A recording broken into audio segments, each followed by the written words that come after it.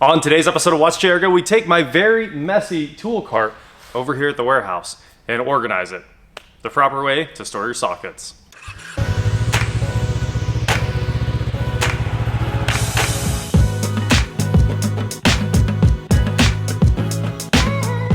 What is going on, guys? I am WatchJRGo, and like I said, here I am at the car warehouse with this tool cart that I picked up right when we got the place and hastily assembled a few basic tools so we could do a little bit of work over here. I really need some real tools, but that's coming in the future. This was just something to get us by for a little bit. Obviously, I got the place right around Christmas, and my mom asked what I needed at the warehouse, and I said the cheapest socket set of tools you can find. Just something to tide us over till we get a real set of tools and a real toolbox and all that good stuff, or actually two of them, and a complete tool organization system.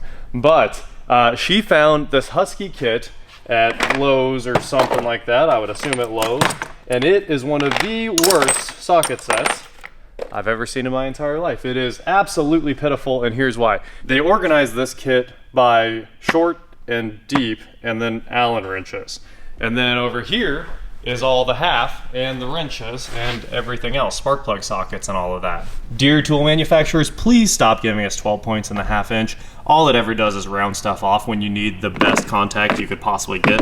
We're only using half-inch for massive bolts. We're not trying to ruin everything, so, stop that. For most mechanics and general wrenching, you really need 6-point half-inch drive, and you really need deep 6-point half-inch drive. That's probably the most important set of sockets, because I don't know anyone that's not walking around with that Milwaukee taking everything apart, and you don't want to ruin bolts. That's the most important part here in your tool set, is having the right tool for the job. Usually, 6-point sockets, every once in a while, 12s. So today we're going to throw these Husky socket trays away.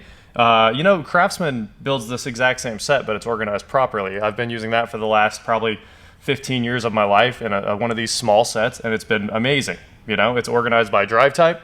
You don't have any problems. You always find the socket you want. In this, I always get all the way over to the car thinking that I've got a half-inch drive or something like that, or a 3/8 drive, and it's always a 1/4. So, it's definitely never what you needed, and it's always in the wrong place. So, go through a little bit of a ritual here, cleaning up the toolbox after doing some work. And speaking of ritual, let's talk about the sponsor of today's video. Huge thank you to Ritual for sponsoring today's video. If you're anything like me, you pretty much only eat fast food. And Ritual helps people fill gaps in their diet. This is the Essential for Men, which is what I take. It contains 10 high-quality nutrients that are hard for men to get from their diet alone. Vitamin A, vitamin D, omega-3, zinc. First, these capsules look really cool, and they're delayed release. You can take them on an empty stomach, and there's a mint tab in there to make them smell really good, actually. Every time you open these up, oh man, it smells like mint ice cream. Ritual makes plenty of other vitamins, so if Essential for Men isn't the one for you, they've got women's, they've got a 50+, prenatal, postnatal, teens. They've probably got you covered with the right vitamin for you. Ritual is only $1 a day to have 10 high-quality nutrients your body needs delivered straight to your door every month. No strings attached, no extra charges. Ritual is offering WatchJRGo subscribers 10% off your first 3 months by going to ritual.com/watchjr or use promo code WatchJR. I'll throw a link in the description below, so check that out. Huge thank you to Ritual for sponsoring today's video and for supporting automotive creators like me. Let's get back to the tools. All right, so we have quite the mess here. I've got kind of everything just hanging out because I've been doing a lot of work and just kind of throwing everything back in the top instead of dealing with the mess, because I knew we were going to organize the entire tool set very soon. So I grew up in the dark age of tools, not the blacksmith dark ages of tools, but the age of tools where everybody had those metal clip socket rails. And you'd pull a socket off and the clip would come off with it, and you'd have to sometimes slide all the sockets off and put that one clip back on or move them all over, or you'd pull a socket off the end, the clip would fall off. If you've ever used those metal rails, you know exactly what I'm talking about. Those have gotten better because some of them are magnetic or plastic now. And then there's the Lisle ones where your sockets, they sit like this. You got short on one side, deep on the other. The problem with those is you'll have it stuck on something like this, and you'll be, in a hurry working on a car, grab it by the handle, pop it off, and all the sockets will fall off or something like that. Or you'll stick it on something metal beside where you're working, and it just doesn't work out. So I have here what is arguably the best socket organization system. I got this off Amazon. I'll throw a link in the description below just because these are the coolest ones, and they also come in colors, so you can color code everything to your toolboxes, especially if you have the cheap Harbor Freight tool cart here. There's hats and 3/8. So these are the OEM Tools socket trays. You've got a metric set that's black and an SAE set that is the color of the toolbox. And what we're gonna do today is get all this out of here, put these in the top. This is also what the Car Ninja uses, and his is probably one of the most ideal setups I've ever seen. He keeps all of his sockets here in the top and everything else in the drawers below, Milwaukee in the main bottom drawer. So we kind of have the same setup going on because it works really well and it makes you fast when you're wrenching. And since we're talking about Harbor Freight tools, why on earth are these ascending and descending in opposite sides? On this side, you've got the big hole on the end back here. On this side, the big hole's up here. And if you've got your screwdrivers in here, they should be all straight bit and all Phillips or something like that. When you go to grab these, they're flipped. And when you try to put them back, they're in the wrong order.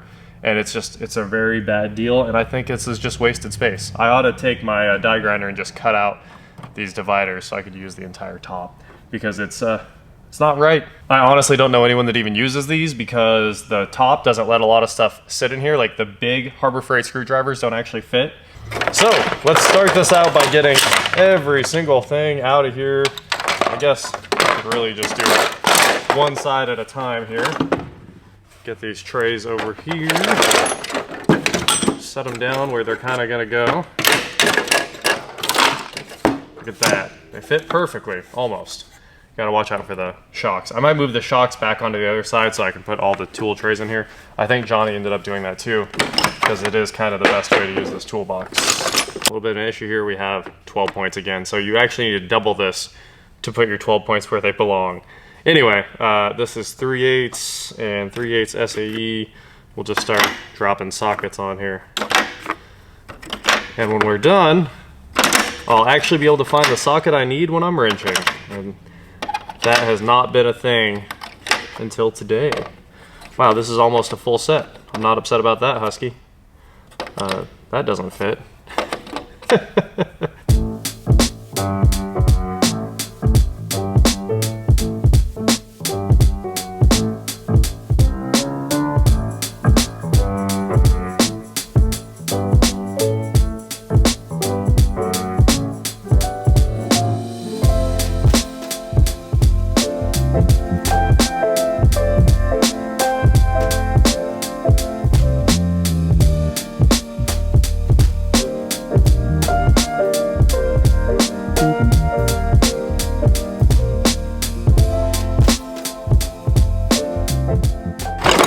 Okay, the Husky drawers are now leaving, so we've made a little bit of progress here. Let's get all these Allen wrenches out.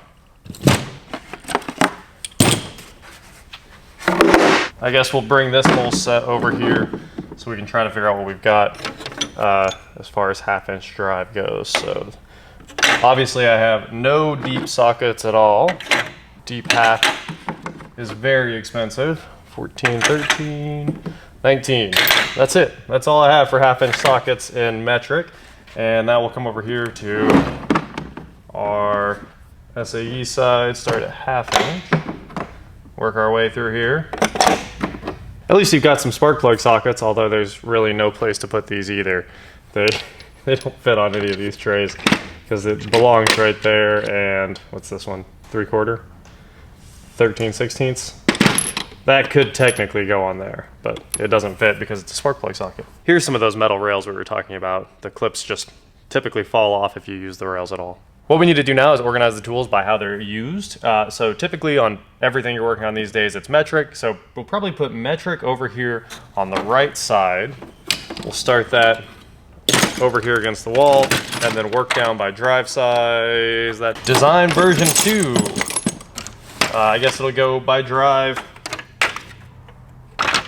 Let's put SAE in the back. Well, metric can go in the back, I guess.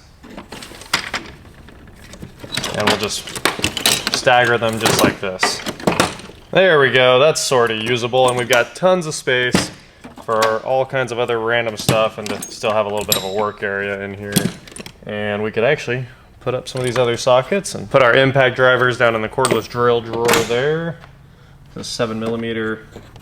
Let's see. I'm actually missing a couple of these. 7, and I think the 6 is maybe still on the impact from the BMW job.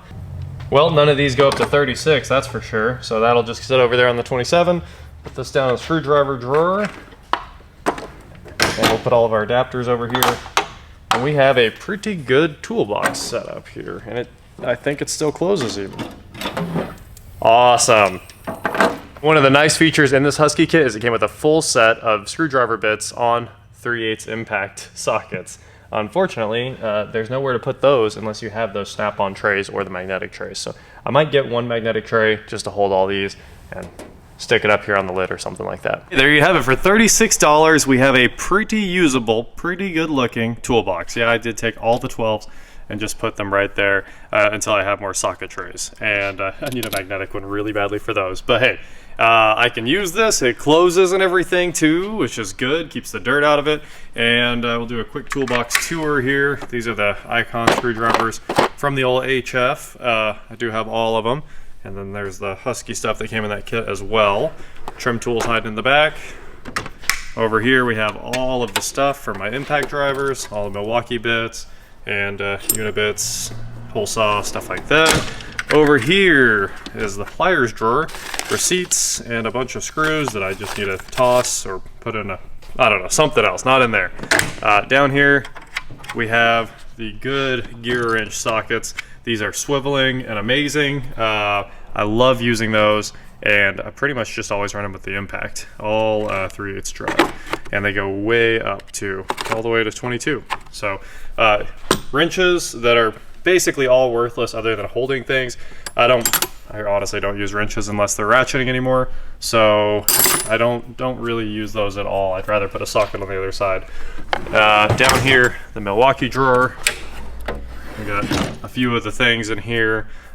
Baby impact driver, the die grinder, 3/8 stubby, 1/2 inch, and of course the cutoff wheel on the grinder, the big grinder, and the Sawzall. This Sawzall is amazing, and obviously this grinder has put in, I don't know, 40 hours over here probably so far. Down at the bottom we've got the Milwaukee bag filled with Sawzall blades, rubber eraser wheels, stuff like that. GM fan clutch tool, I tried to use that on the BMW, Volvo cam alignment, and the airlift system for filling coolant. And one of my favorites, I've got a few of these in different colors, the Klein light up bullet level there that does everything. Angle finder, multi-level. And over here we've got tools that need to go back to the house, the air hammer and the Lyle air hammer cooling fan tool. That is basically it for my tools at the warehouse. We have eliminated the Husky box, which I will probably put in a dumpster because it's impossible to use. I honestly was like dreading every time I had to go find tools because they weren't organized by drive type. Now it's gonna be great. I'll be able to work very quickly with that setup. And over here we have very pointless. I do not recommend buying this. I bought this on Amazon. This is a 30-piece oil filter wrench set. First, the case is terrible, so they'll have all fallen out. Yep. For the most part.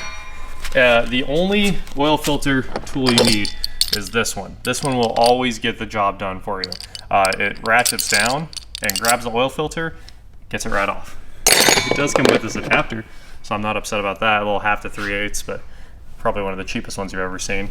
You do not need this many cups. Every single one of these, you need to know how many fingers each one has. There's 10s, 15s, and it's measured in millimeter.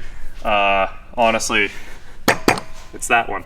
It's always that one. I bought that when I couldn't get the oil filter off the Porsche, and guess which one I used? The universal one, of course. Well, hopefully this helps you organize your toolbox as well for 36 bucks. Not a big investment to help make your life wrenching way easier. I just bought them on Amazon. I'll throw a link in the description below. Super cheap, like I said. And huge thank you to Ritual for sponsoring today's video. Check out that link in the description below as well. That is it for today, guys. Don't forget to head on over to shop.WatchJRGo.com where you can get cool shirts, not like this. And please like, share, subscribe, do whatever you want to do. And I will talk to you next time. So while I was trying to get that giant I-beam out of the hole that used to exist right here, there's the I-beam. I kept that as a souvenir. It's actually pretty cool. I might hang that somewhere in the building because it was insane. I nicked one of my dad's slings. We took the forklift, we tried to put it around it thinking that we were close to getting that thing out.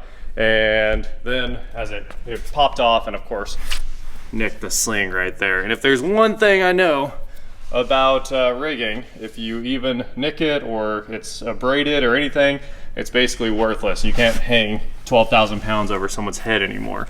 So you can see that's a 2-inch EEF 4 902 10-foot, and there's all the load ratings. They're kind of torn up too. So I bought him a new one to replace it. Of course, it was like 1-2 day shipping, so it was already here. Man, these things are incredibly nice when they come in, aren't they? That's all I wanted to say is, wow. Also, if you're pricing slings out because you lift real loads with big equipment, this is $161 of nylon. It's 4 layers thick though.